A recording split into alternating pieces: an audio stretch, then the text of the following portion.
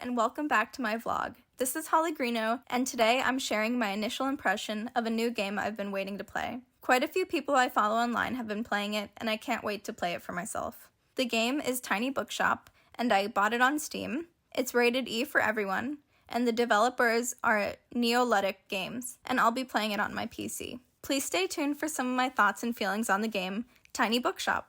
So, Tiny Bookshop is a cozy management game, which is right up my alley. In the game, you open a little mobile bookstore in a tiny house, and every day you choose on the map where you want to sell books. The story takes place in the fictional town of Bookston, and I immediately loved the cute and cozy setting of this game. It has some coastal town elements and what seems like enough variety in location to keep players interested. It's a management style game, so some of the main aspects of the game is choosing book genre inventory and selling your books. A lot of the book sales are automated, but there is a fun aspect where some customers are asking for recommendations and you have to try and pick a book for them based on their description of personal reading preferences. I didn't think this was too challenging, but I did fail at a couple of book recommendations, so maybe it wasn't as easy as I thought. My emotional state during the first session was definitely positive.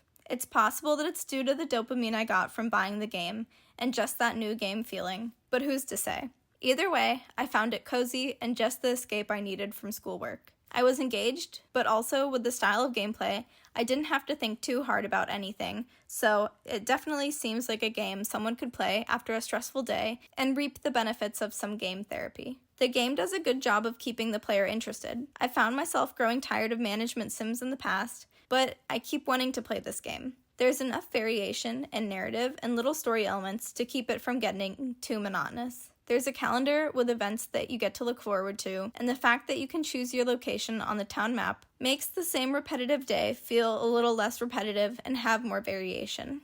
The graphics of this game are super charming, and I think that the artists did a good job of matching the game's overall tone. If I were to critique some of the graphics, I would bring up the character designs. I do think that they were cute and worked with the game, but they were pretty simple, and I feel like they could have been even stronger with a bit more detail. Overall, I loved looking at the map, and a lot of the background elements were adorable, and I thought the game's art was super cohesive with all the elements and the gameplay itself. I would recommend this game to anyone who has played a management sim and knows that they enjoy the style of gameplay, or even someone who hasn't but wants to try their first and doesn't know which to choose. Tiny Bookshop is a solid choice, and the replayability is there. I will definitely be playing more. Also, I love the cat and dog, but it feels very unfair that I can pet the dog but not the cat. That is my biggest gripe with this game overall. But other than that, I did love playing this game. If you'd like to see more, I have a few other game-related videos on this channel, and I have plans to be uploading more in the next coming weeks.